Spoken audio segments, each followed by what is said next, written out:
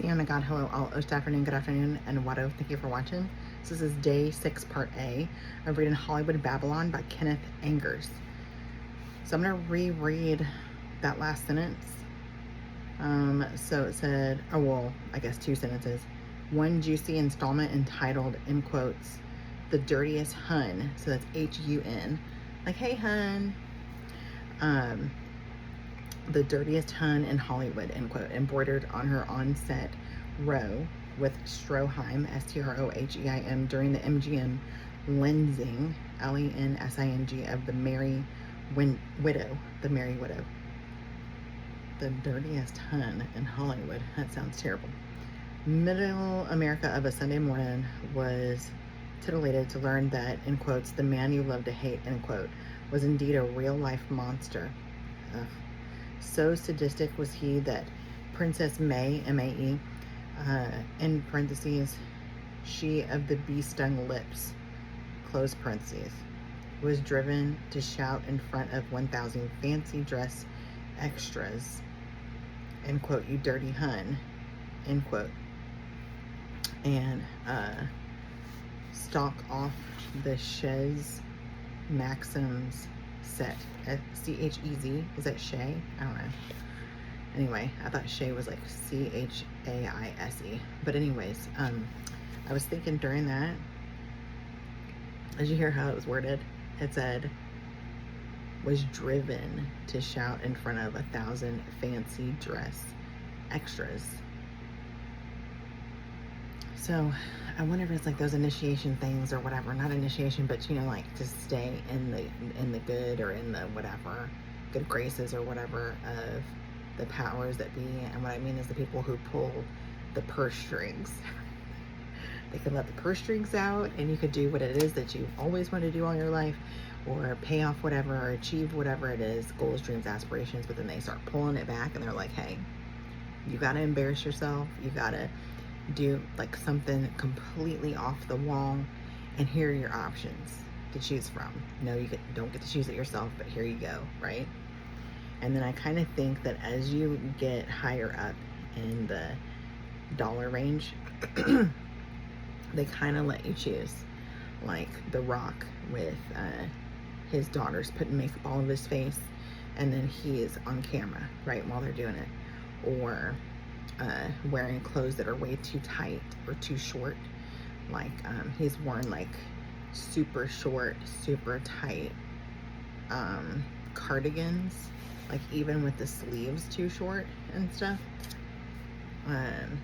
Or like, I wonder if it's like the embarrassing, or not embarrassing, like self-deprecating, or degrading or whatever, banter between him and Kevin Hart. I wonder if they get to choose that because they're such like mainstream. Or I wonder if it gets like worse, like, oh, you got to do this behind the scenes, and then we have to film you doing it, so that it's blackmail for you to stay at the top, like big box office breadwinner types.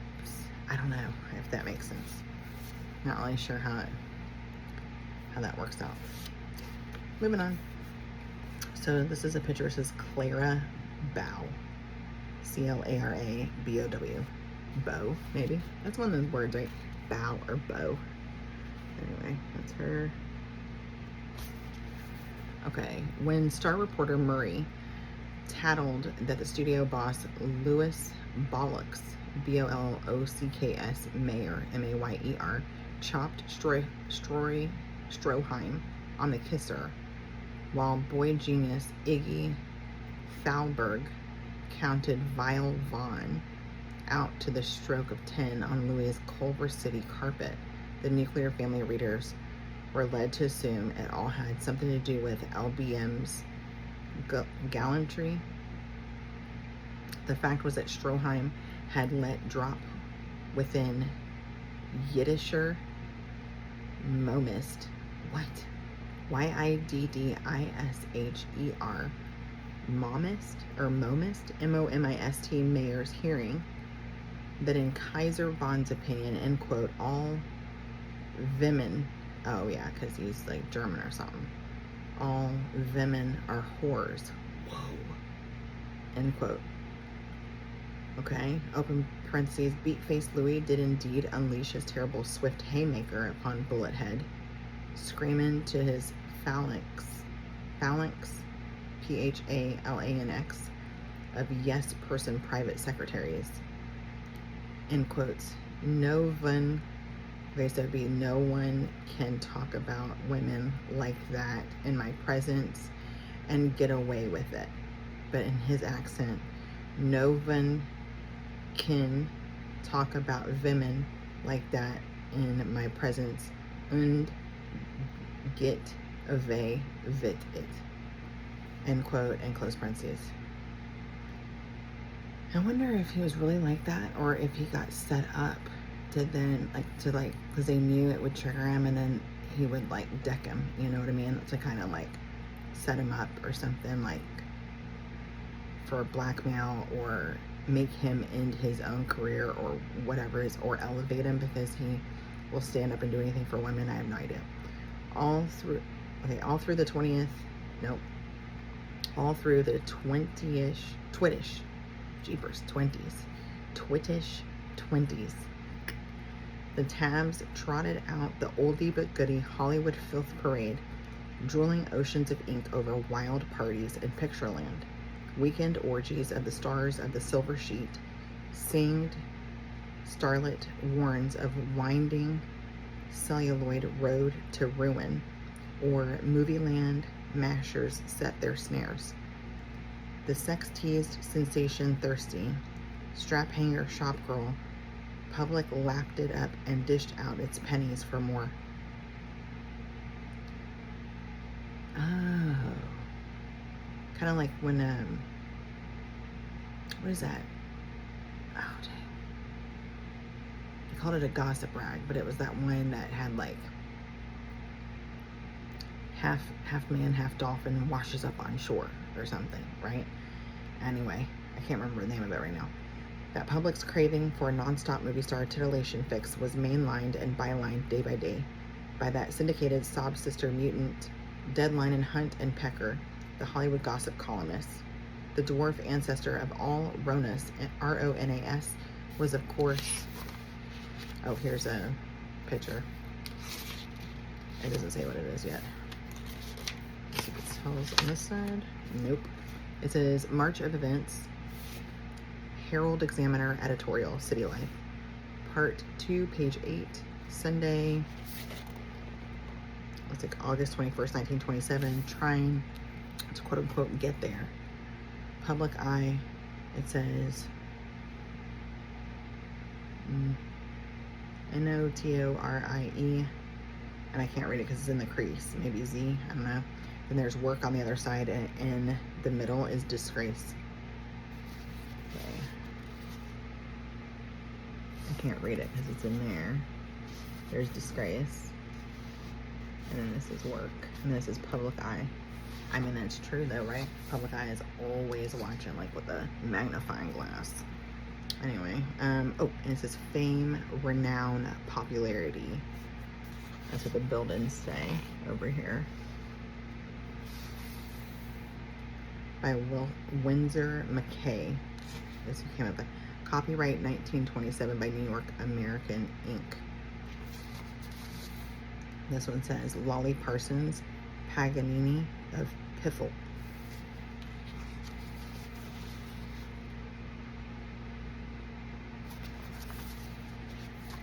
She kind of looks like a person that's set in her ways, if that makes sense.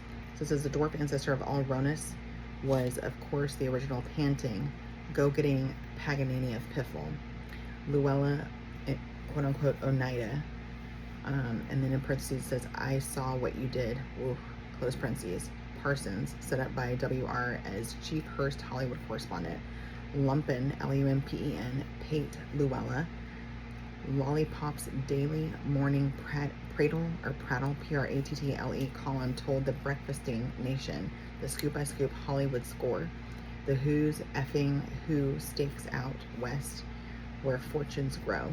Lolly called it, quote-unquote, going out together, but the flappers knew what that naughty meant. The great gee whiz public out there could also thank Lolly for spilling the steaming beans on who was Hollywood IN, capital IN, Hollywood in, and who was Hollywood capital out. The dread exiled state indicated by pointed column exclusion or a Lollypudlian, Lollyypudlian avalanche of abuse. Look, I'm all for knowing about what occurred, but I really wish that they would have written the other things like in like normal for us now, like way of speaking, I guess, instead of still trying to pair it to the way that they spoke back then. I can understand if you're taking excerpts from things, but it's like tongue twisters like all throughout here, and I'm like, gosh dang, can I get a chapter where I could just read it through and like read the tabloids or the headlines or the excerpts or whatever, and that's it, and then just mind my own business as I'm going through it, right? No. Okay. Pitiless Parsons of Parvenu Parish, Parvenu Parish, on her own twit, or prompted by Pope William's iron whim, felt stung to vengeance. Okay. While pushy LOP and her legion of copycat peddlers teased the newsprint nationwide, the smartass big city tabs offered rancor meat for the graphic with the capital C at the end and co. There was no badder place than Hollywood, reborn Babylon. Babylon is in all caps, with Santa Monica Sodom and Glendale Gomorrah for suburbs. The titlemen luridly depicted the stars as glittering soulless women wandering from wicked to wanton orgy on the tucked arms of vainglorious, V-A-I-N, glorious, all one word, males of malevolent beauty in a moneyed, perfumed world haunted by the specters of drink, dope, and debauchery, insanity, suicide, and murder. While in the Sodom Gomorrah suburbs, so it says Clara Bow, 35,000 and still 35,000 a month and still going up. This one says photoplay. I can't read this up at the top, I don't think. The National something. December, it says 25 cents. Fakers of Hollywood. Do they marry for money? Huh, that lady kind of reminds me of, what's her face? The Kardashians' mom. Eileen, does it say Pringle? Oh, that's the one lady I was wondering if she was of the Pringle chip people or whatever. But here's Clara Bow. Right there. And then there's the Pringle lady. Didn't she look like the younger photos of the Kardashian lady, the mom? I can't remember. Kris Jenner, that's what it was. And then she reminds me of the oldest sister, the oldest daughter, excuse me. Gosh, I can't think of her name right now. Anyway, Hollywood harem, quote unquote, movie extras. That's what it says on that photo. I don't think they're showing it blue today, which is pretty cool. Don't know what happened the other day.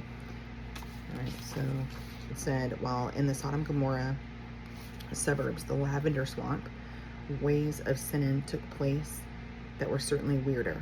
It was hinted that fornication and adultery, the strap hangers, got their 3 cents worth. It is true that from the time it became the motion picture capital of the world, shady characters descended on boomtown Hollywood like swarms of moths drawn to a searchlight. Tubic gangsters, leggers, pushers, hard sell swindlers, blackmailers, burglars, gross and petty extortionists, all manner of ultra kinky sex freaks, dummy stock speculators, crank cultists, dollar astrologists, fake mediums, and epicene evangelists. It's EPICENE.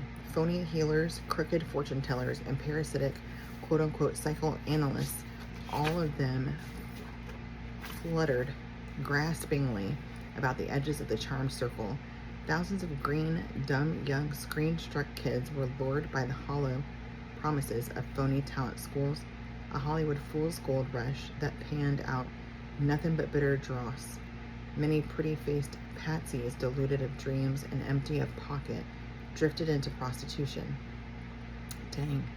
These newly recruited LA streetwalkers call themselves quote-unquote movie extras to avoid the California vagrancy laws. Oh my. If they were raked in by the Vice Squad or raided in cheap motels, the nation's papers escalated the incident. Beautiful film stars nabbed in House of Ill fame. Hot-eyed reporters would then describe a luscious brunette, stunning blonde, or knockout redhead.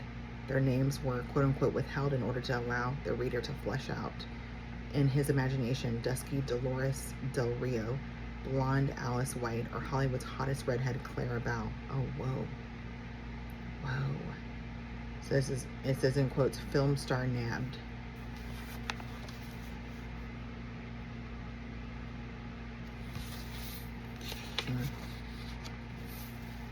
Clara's beau. This is Clara and the cowboy she married, Rex Bell.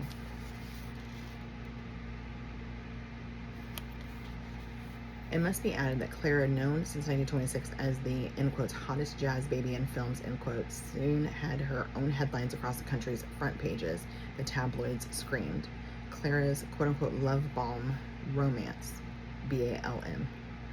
And the avid readers learned that the prolonged, quote-unquote, therapy she had been receiving for, quote-unquote, nerves and, quote-unquote, insomnia from Hollywood's most expensive and dashing society physician, bedside-mannered Dr. William Earl Pearson, consisted in the repeated application of Dr. Pearson's arrow on the naked prostrate bow, or bow, I don't know how you say that.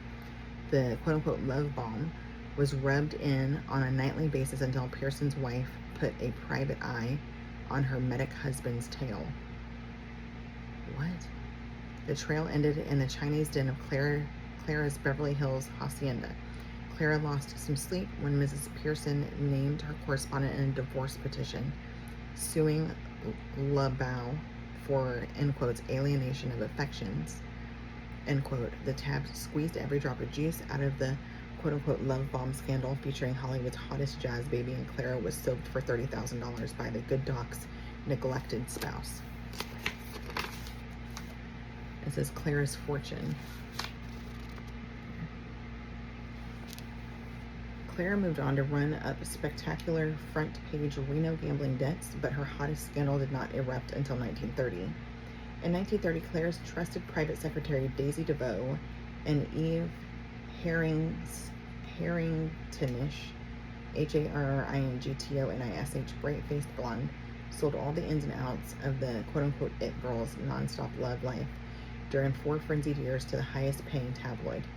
New York's quasi-pornographic, and that's the capital C at the end, open parentheses, Clara fired Daisy after an attempt at blackmail.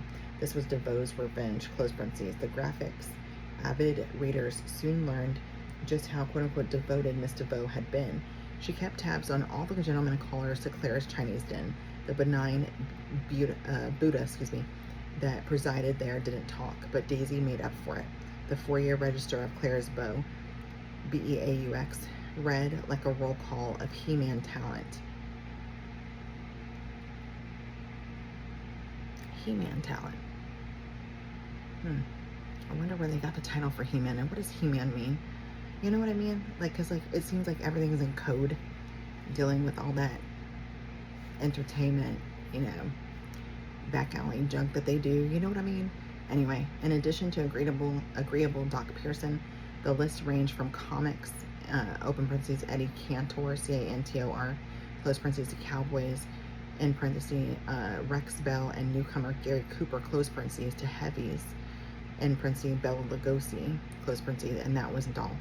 The list in graphic installments was just a little too long. Poor gregarious Clara took on Trojans by the bunch. She'd play party girl to the entire quote-unquote thundering herd, in parentheses, Crack University of Southern California football team, close parentheses, during beery brawling, gang-banging weekend parties, oh my god, accommodating the fun-loving bruisers right down, this is Clara and Rex, it says.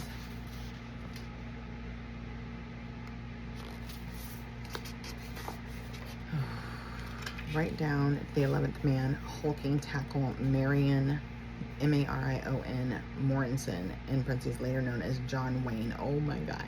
Close parentheses, we'll leave it at that. Doesn't go hang the gay, you made a good shot, to we make him love you in it.